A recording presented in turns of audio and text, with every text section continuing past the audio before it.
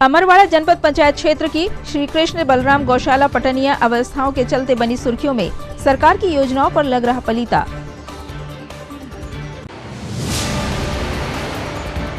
सास ने अपनी विधवा बहू का पुनर्विवाह कराकर मिसाल की कायम। गायत्री मंदिर में हुई शादी, बहू को बेटी बनाकर किया विदा। छल के विदाई में बहू के आंसू। पुलिस लाइन में डॉक्टरों ने पुलिस कर्मियों को दिया विशेष सीपीआर प्रशिक्षण। सड़क दुर्घटनाओं में त्वरित प्रतिक्रिया की दी गई जानकारी।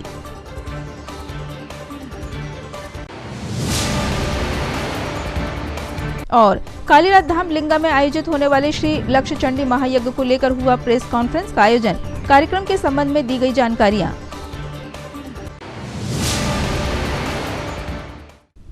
नमस्कार, सिटी हलचल में आपका स्वागत है। तमाम खबरों के लिए आपके बीच में हूं प्रतिभा वीरेन। और अब खबरें विस्तार से। अमरवाड़ा जनपद पंचायत क्षेत्र की श्री कृष्ण बलराम गौशाला पटनिया अव्यवस्थाओं के चलते आए दिन सुर्खियों में बनी रहती है। अब इन अव्यवस्थाओं से ग्रामवासी खासे परेशान हैं। ग्रामीणों ने बताया कि श्री कृष्ण बलराम गौशाला पटनिया का संचालन भारी अव्यवस्थाओं के बीच किया जा रहा है। यहाँ गायों के मृत होने पर उन्हें खुले में फेंक दिया जाता है, जिससे उन गायों को कुत्ते नोच नोच कर खाते हैं। ये कुत्ते मांस के इतने आदी हो गए हैं कि अब इन्होंने ग्रामवासियों को भी अपना शिकार बनाना शुरू कर दिया है। हाल ही में कुत्तों ने एक छोटी सी मासूम बच्ची को अपना शिकार बनाया और उसे बुरी तरह काट दिया। इस बात की शिकायत ग्रामीणों द्वारा कई बार सचिव सहसराम से की जा चुकी है। साथ ही प्रशासनिक अधिकारियों को भी इस बात से अवगत कराया गया है, पर किसी ने इस समस्या को सुलझाने के लिए कोई पहल नहीं की। श्री कृष्ण बलराम गौशाला पटनिया के हालात देखकर सरकार के सारे दावे धरातल पर फेल होते नजर आते हैं। प्रदेश सरकार गौवंश के संवर्धन और गौशालाओं के रखरखाव के लिए तमाम तरह की योजनाएं चला रही है, पर इसके संचालन की जिम्मेदारी जिन लोगों पर है वे लापरवाही पूर्वक कार्य करते हैं, जिसका खामियाजा आम जन को भुगतना पड़ता है। जिम्मेदार लोग धरातल पर योजनाओं को पलीता लगाने में कोई कोर कसर नहीं छोड़ रहे। जिले के संवेदनशील कलेक्टर और गौ रक्षा का बीड़ा उठाने वाले लोगों को इस बात का संज्ञान लेने की आवश्यकता है। साथ ही जिम्मेदार सचिव पर भी कार्रवाई की दरकार है। श्री कृष्ण बलराम गौशाला पटनिया, यहाँ जो मवेशी मर रही है उनको बाहर फेंक रहे हैं और इनका जो अंतिम संस्कार है वो उसी तरह से नहीं किया जा रहा है। और ये जानवर जो मर रहे हैं मवेशी, तो इनको फेंकने से यहाँ के जो कुत्ता है, डॉग, ये जो मांस खा रहा है, यहाँ के जो स्थानीय लोग हैं उनको बहुत ज़्यादा परेशानी हो रही है। कैसे परेशानी? किसी को काटा क्या है? हाँ, मेरी भतीजी को काटा कुत्ता ने। मेरी भतीजी बहुत गंभीर है और मेरे को काटा है। अच्छा, यहाँ जो गाय खुले में फेंक रहे हैं, इस रहवासियों को किस तरह की परेशानी है? यही है कि कुत्ता लोग फिर मांस खा रहे हैं और मांस खाने के बाद ये बच्चे लोगों को पकड़ रहे हैं, काट रहे हैं। आपका नाम? मेरा नाम संतोष कहार है, मैं पटनिया से हूँ। हमारे ग्राम पंचायत पटनिया में श्री कृष्ण बलराम गौशाला है, जिसका ग्राम पंचायत संचालन कर रहा है। और इस गौशाला का पूर्ण रूप से संचालन ठीक से नहीं हो पा रहा है। और यहाँ पे मवेशी अगर मरते हैं तो खुले में फेंका जा रहा है। कैसी समस्या उत्पन्न हो रही है उससे? स्थानीय लोग बहुत ज़्यादा परेशान हैं। स्थानीय लोग परेशान हैं। कुत्ते मवेशियों को कुत्ते काटते हैं, तो आने जाने वालों को भी कुत्ते काटते हैं, मान लो। यहाँ की जो ग्राम पंचायत है उससे कभी शिकायत किए थे? ग्राम पंचायत सचिव से और सरपंच से भी गांव वाले रोज शिकायत करते हैं, लेकिन इसका निराकरण नहीं हो पाता अभी। क्या किसी प्रशासनिक अधिकारी ने इस पर संज्ञान लिया है? फिर क्या राजनेता का दबाव के चलते संज्ञान नहीं लिया जा रहा है? क्या कारण निकल के आया? अब इसका कारण हम कुछ कह नहीं सकते। मैंने तो सीओ साहब को भी आवेदन दिया था कि ग्राम पंचायत पटनिया के खिलाफ कार्रवाई की जाए, क्योंकि सचिव की यहाँ मनमानी चलती है और 15-15 दिनों तक पंचायत बंद रहती है, जिससे गाँव वाले परेशान है। मेरा नाम सुरेंद्र महलवार है। कहाँ रहते हो? पटनिया है। पटनिया में जो बलराम कृष्ण गौशाला है उसमें काफ़ी अव्यवस्थाएं हैं। गाय भूख और ठंड से मर रही है। इस संबंध में क्या कहेंगे आप? देखिए, राज्य शासन के अनुसार प्रत्येक खंड स्तर पर, ब्लॉक स्तर पर गौशालाएं खोली गई। गौशाला खोलने का उद्देश्य एकमात्र यही है कि हमारे जो 33 कोटि देवता गौ में विराजमान हैं उनकी हम सेवा कर सकें। यही परिकल्पना राज्य शासन की है और हम सब जनमानस की है। किंतु पटनिया एक ऐसा क्षेत्र है जहाँ पर गौशाला बृहद स्तर पर खोली गई है, परंतु अनियमितताओं के चलते वह चर्चा में है। हमने पाया कि वहाँ पर जो राशि सरकार की ओर से स्वीकृत होकर आ रही है वह संभवतः गौ की सेवा में खर्च नहीं की जा रही। अनियमितताओं के चलते कई गायों की मृत अवस्था हो जाने पर उसे दफनाने की तो छोड़ो, बाहर फेंक दिया जाता है, जिससे गांव में पाए जाने वाले आवारा कुत्ते उनको नोच नोच कर खाते हैं। मैं चाहूँगा राज्य शासन और सरकारी अफसर जो अमरवाड़ा ब्लॉक के हैं वो उस पर त्वरित ध्यान दें, कार्रवाई करें एवं हमारी गौ की रक्षा करें।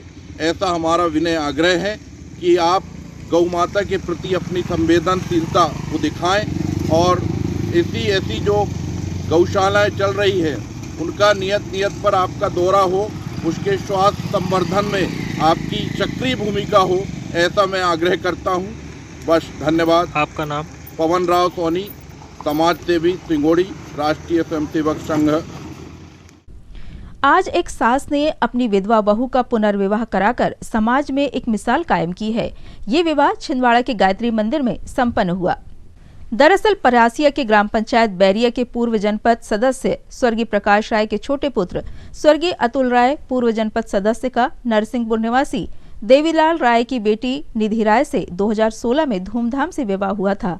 लेकिन वर्ष 2020 में कोरोना बीमारी में पहले पिता प्रकाश राय और 3 महीने बाद बेटे अतुल का निधन हो गया, जिससे परिवार टूट गया। इसके बाद भी बहू निधि अपनी सास की लगातार 4 साल से सेवा करती रही, जिसके चलते सास कब मां और बहू कब बेटी बन गई पता ही नहीं चला। बीते 4 साल से विधवा बहू की सूनी मांग और उदास चेहरा देखकर सास हरदम बहू को फिर से खुशियां देना चाहती थी, जिसमें बड़े बेटे अमित राय और परिवारजनों ने भी पूरा सहयोग किया। बहू निधि की बेटी की तरह शादी करने की प्रबल इच्छा जब सास सुषमा की पूरी हुई तो वह खुद गंभीर बीमार हो गई। परिजनों और रिश्तेदारों ने घर में ऑक्सीजन लगाकर सास सुषमा को रखा, जिससे वह कन्यादान नहीं कर सकी। वहीं इधर गायत्री मंदिर में विधि विधान से शादी की रस्म निभाई गई।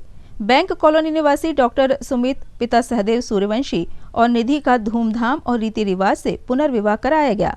पुनर्विवाह के बाद विदा होने से पहले बीमार सास सुषमा राय पति स्वर्गीय प्रकाश राय से जब आशीर्वाद लेने बहू निधि पहुंची तो दोनों एक दूसरे से लिपट कर रोने लगी। आज बेटी की विदाई ने सभी की आंखें नम कर दी।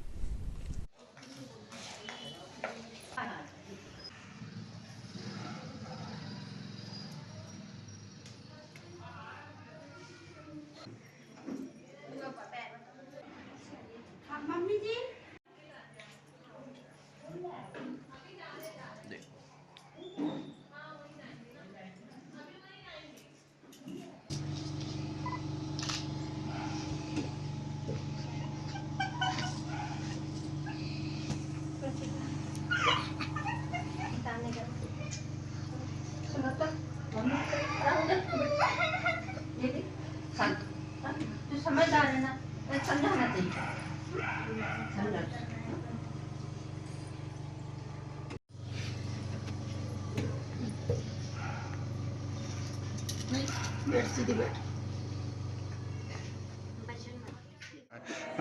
अमित राय जी, ये कैसे आपके सोच में आया कि कैसा ये करना है करके?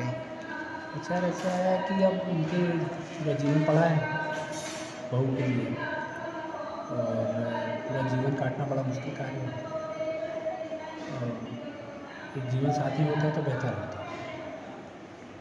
आपके छोटे भाई नहीं रहे, ये मतलब कब उनका स्वर्गवास हुआ? और उनका कोविड में हुआ था। कोविड में लगभग मतलब 8 साल हो गया? नहीं 4 साल। 4 साल पूर्व हुआ उनका। ये उनकी मिसेस है, आप जेठ हैं जी। ये तो ये पूरा विवाह जो है आपके द्वारा ही करवाया जा रहा है। आप अपना नाम और अपने माता पिता का नाम बताइए और पता बताइए। मेरा नाम अमित राय है, पिताजी श्री प्रकाश राय, माताजी सुषमा राय, ग्राम बरारिया, तहसील परासिया, जिला छिंदवाड़ा निवासी। आपके छोटे भाई क्या किया करते थे? वो जनपद सदस्य थे वैसे, और सिविल के वर्क करते थे, वो कंस्ट्रक्शन का काम। आपकी जो बहू थी, अब आप उसको बेटी बना लिए समझ जी, तो ये पढ़ी लिखी? हाँ, सिस्टर। तो ये पढ़ी लिखी? हाँ हाँ, ग्रेजुएट है। ग्रेजुएट। तो कुछ सर्विस वगैरह करती थी या गृहिणी थी? गृहिणी थी। और अभी जो आपने उनके लिए अच्छा वर ढूंढा है, वो क्या करते हैं? वो डॉक्टर हैं, कनर गांव में पोस्टेड हैं गवर्नमेंट में। उनका नाम पता बता दें। जी, सुमित सूर्यवंशी हैं, और रहने वाले वो बालकछार के हैं मूलतः, लेकिन फिलहाल रहना उनका छिंदवाड़ा कोऑपरेटिव बैंक कॉलोनी। हालांकि वो क्वेश्चन उनसे करना चाहिए। जी जी, आपसे पूछ लेता हूँ कि मतलब वो एक शादी पहले हो चुकी है जिस लड़की की, उससे वो मैरिज करने के लिए कैसे आएगी? एक्चुअली उनका भी पुनः विवाह है। अच्छा। उनकी वाइफ का अटैक से डेथ हो गई थी। कब हुआ था उनके साथ? ये लास्ट ईयर हुआ था। अच्छा।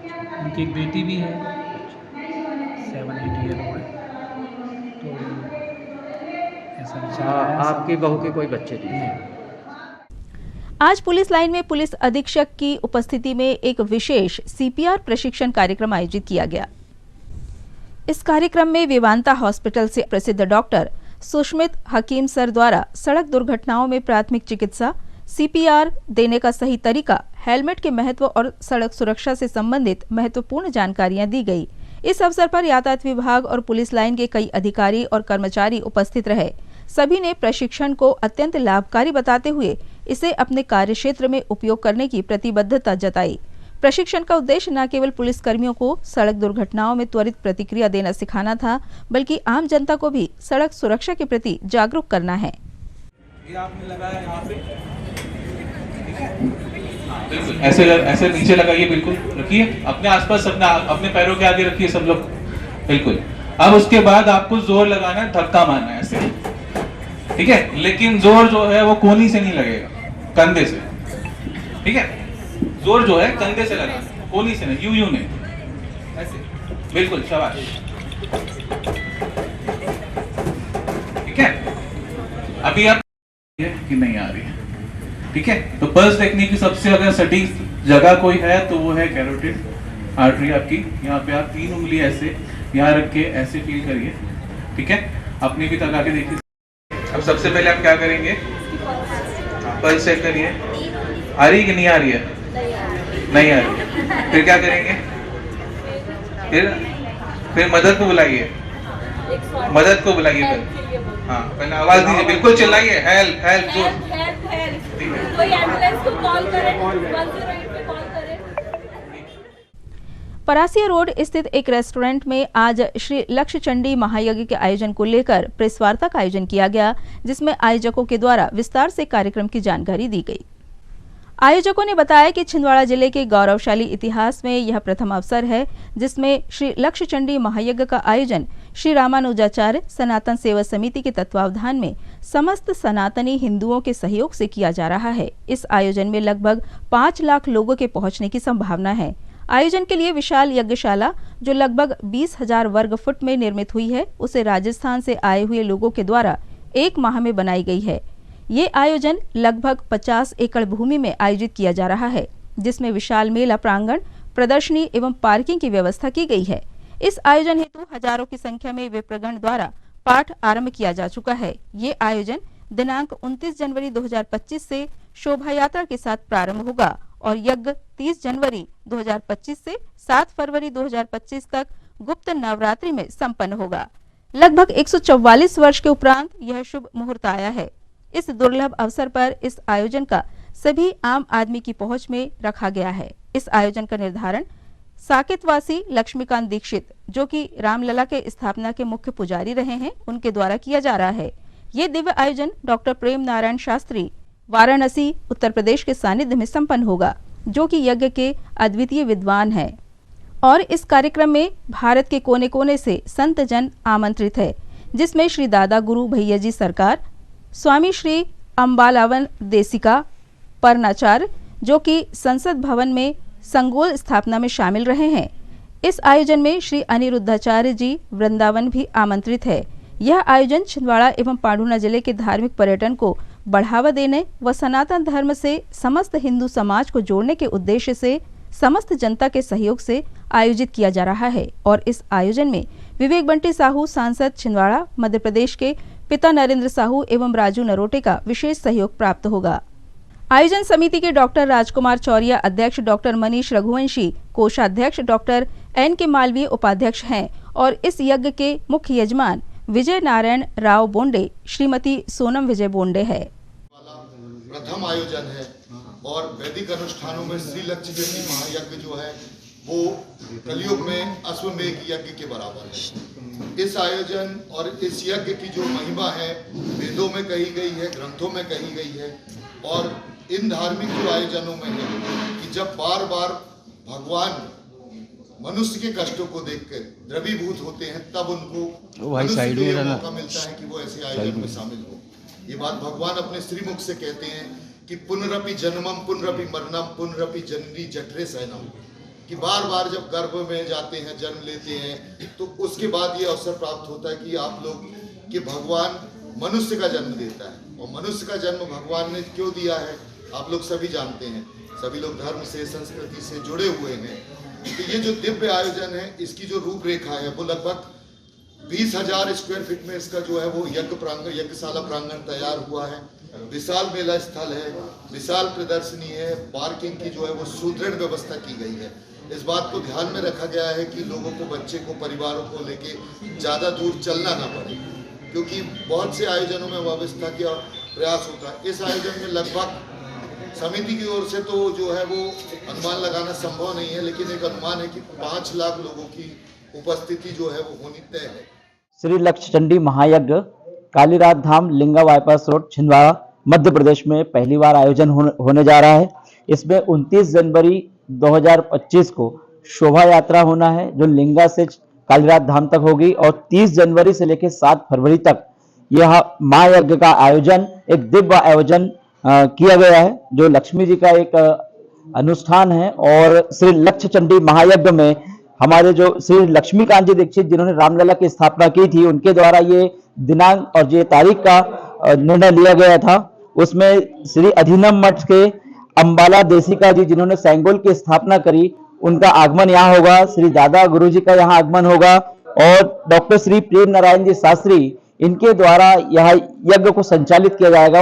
इस यज्ञ के यज्ञाचार हैं और इस यज्ञ में श्री बोंडे जी हमारे उस यज्ञ के राजा हैं जिनको प्रधान कुंड में बैठना रहेगा और हमारी समिति के श्री रघुवंशी जी जो कोषाध्यक्ष हैं और डॉक्टर एन के मालवीय जी जो है उपाध्यक्ष हैं और बाबू जी और हमारे काका जी, इनके सानिध्य में और इनके मार्गदर्शन में हम ये कार्य कर रहे हैं जो लक्ष्य चंडी महायज्ञ का आयोजन श्री कालीराज धाम में होने जा रहा है। और सभी जिले वासियों से मैं निवेदन करता हूं कि ज्यादा से ज्यादा इस यज्ञ में अपना सहयोग करें। जय माता दी।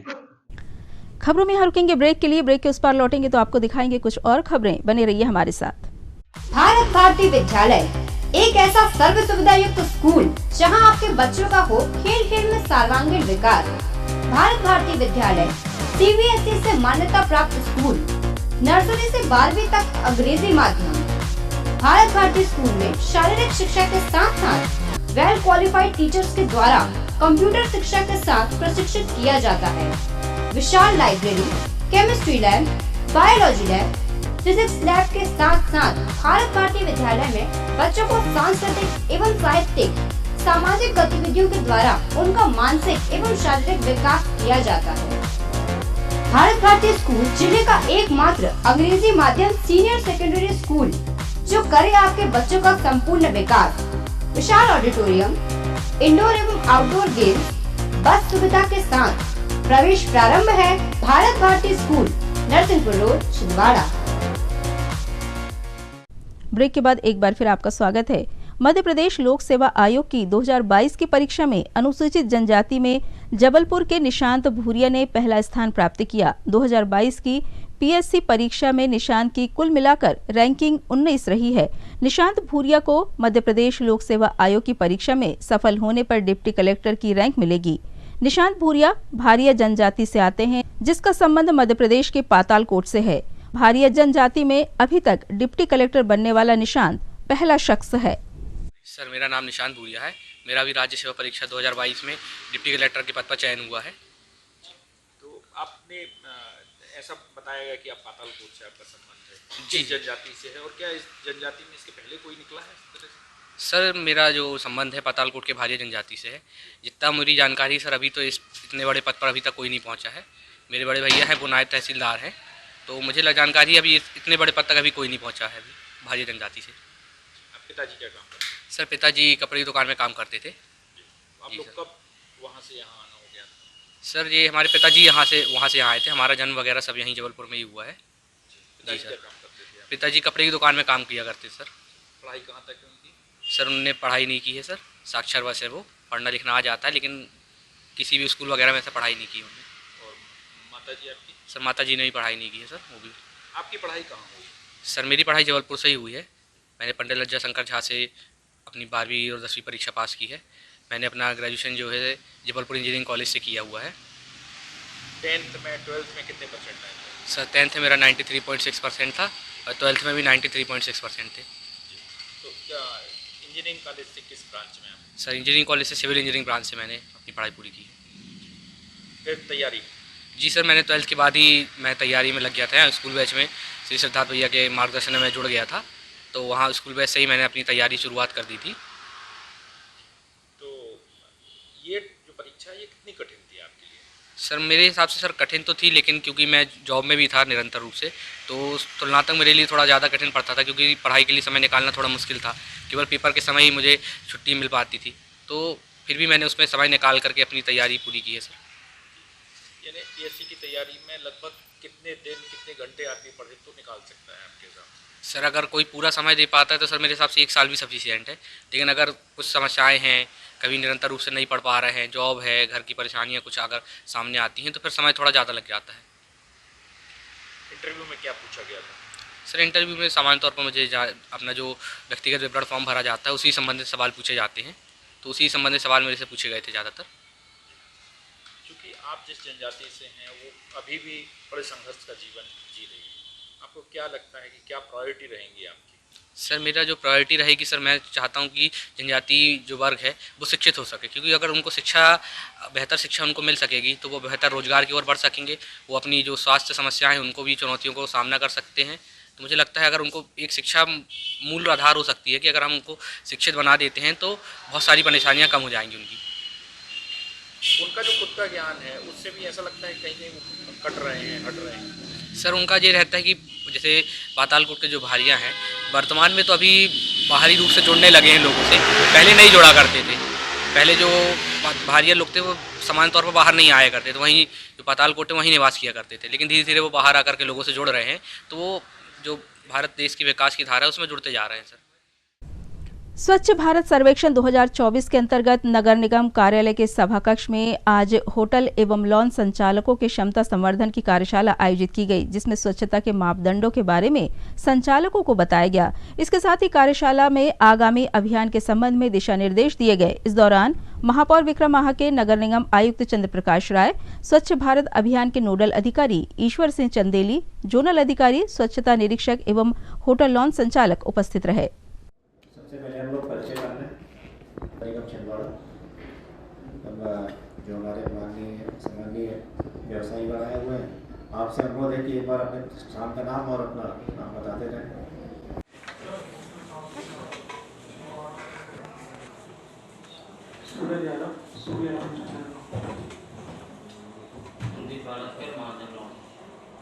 सचिन जोड़कर आनंद महालक्ष्मी मंदिर रोड प्रवीण लक्ष्मी।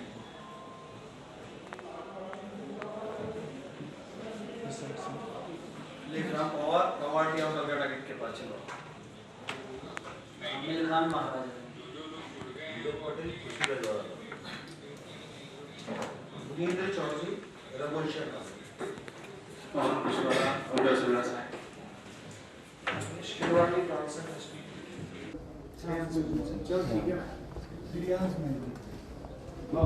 सर अंशुल चलते अनमोल मैरिज पैलेस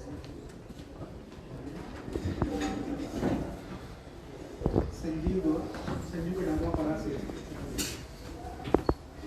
सबका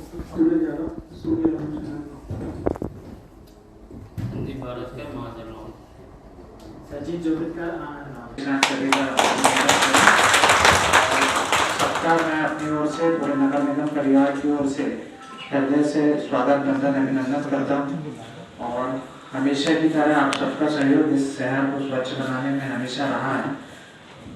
अभी स्वच्छता सर्वेक्षण 2024 के सर्वे चल रहे हैं और सर्वेक्षण में नंबर लाने के लिए और हमारे शहर को स्वस्थ और स्वच्छ बनाने के लिए हर एक व्यक्ति की भागीदारी होती है, हर एक व्यक्ति का साथ चाहिए होता है। इसी अवसर पर आप सबसे आज अपील करनी थी, आप सबका भी सहयोग इस सर्वेक्षण में मिले और हमारा छिंदवाड़ा अन्य शहर की अपेक्षा इंदौर जैसे नंबर 1 की पोजीशन में आए और इसमें आप लोगों के भी सुझाव हम लोग यहाँ पर लेंगे कि क्या शहर में और अच्छा कर सकते हैं।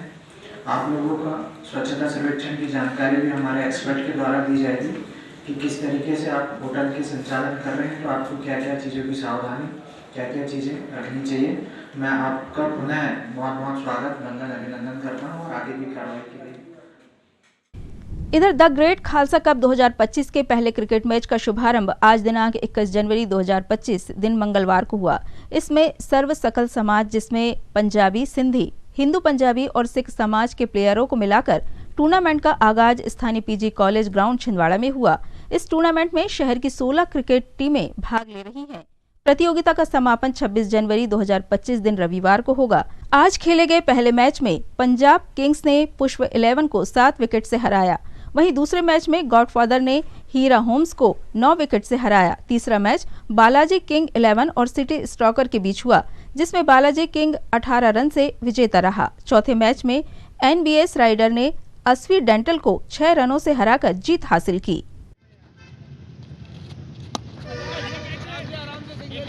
ये बहुत बढ़िया शॉट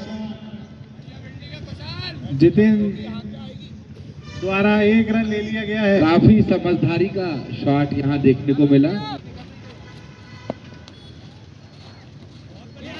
बहुत बढ़िया बॉल को दिशा दी और एक हाथ से लेते लेते एक हाथ से चूके, मिस फील्ड हुई वहां पर। एक हाथ से पकड़े और एक हाथ से चूके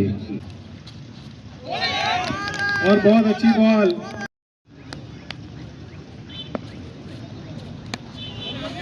बहुत बढ़िया गेंदबाजी और उतनी अच्छी फील्डिंग वहां पर। अगली बॉल और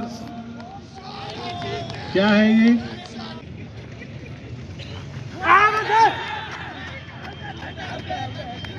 और ये चौथा विकेट। अपना खाता खोल भी नहीं पाए और ये थी कैच लगने के बाद पवेलियन की ओर अंश माहिर बिहाइंड होकर। आज 21 तारीख को the great Khalsa cup tournament का उद्घाटन हुआ है और जिसमें समूचा सिख परिवार, सिख समाज, पंजाबी समाज, जैन समाज और सिंध समाज के सारे प्लेयर्स ने पार्टिसिपेट किया है और सुबह से अभी तक ये चौथा मैच खेला जा रहा है और 21 तारीख से 26 तारीख तक ये मैच चलेगा और 26 तारीख को फाइनल में इसका समापन होगा। इनाम कितना है, कितनी टीमें खेल रही हैं? इसमें 16 टीमें पार्टिसिपेट कर रही है और 4 टीमें 40 प्लस है और बाकी टीमें 40 के अंदर है। 2 कैटेगरी में ये टूर्नामेंट को विभाजित किया गया है और इसमें 31,000 और 21,000 रुपए का इनाम रखा गया है। प्रति मंगलवार की तरह आज भी कलेक्ट्रेट सभाकक्ष में जन सुनवाई का आयोजन किया गया, जिसमें जिले भर से आए आवेदकों ने अपनी समस्याएं अधिकारियों के समक्ष रखी और उनके निराकरण की मांग की।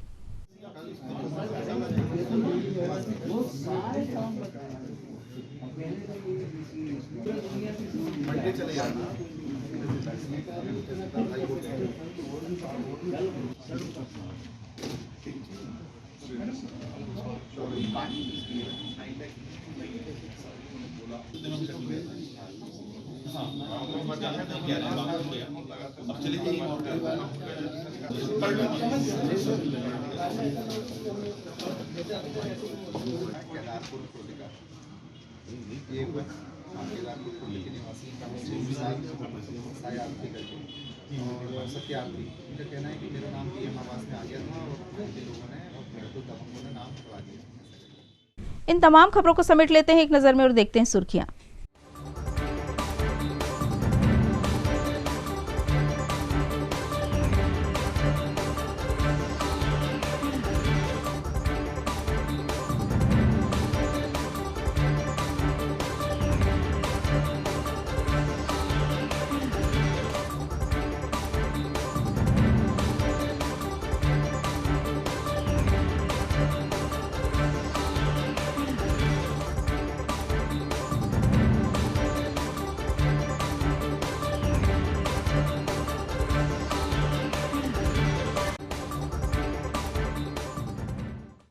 ये थी सिटी हलचल की सुर्खियां। अब आइए रुक करते हैं हेडलाइंस की तरफ।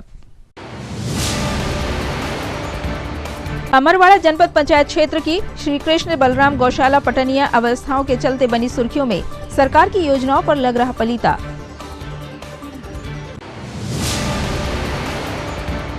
सास ने अपनी विधवा बहू का पुनर्विवाह कराकर मिसाल की कायम, गायत्री मंदिर में हुई शादी, बहू को बेटी बनाकर किया विदा, छल के विदाई में बहू के आंसू। पुलिस लाइन में डॉक्टरों ने पुलिस कर्मियों को दिया विशेष सीपीआर प्रशिक्षण, सड़क दुर्घटनाओं में त्वरित प्रतिक्रिया की दी गई जानकारी।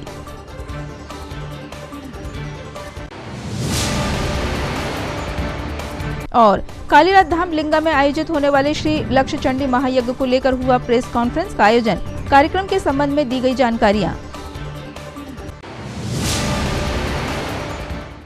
सिटी हलचल की खबरों में फिलहाल इतना ही। हमें इजाजत दीजिए। नमस्कार।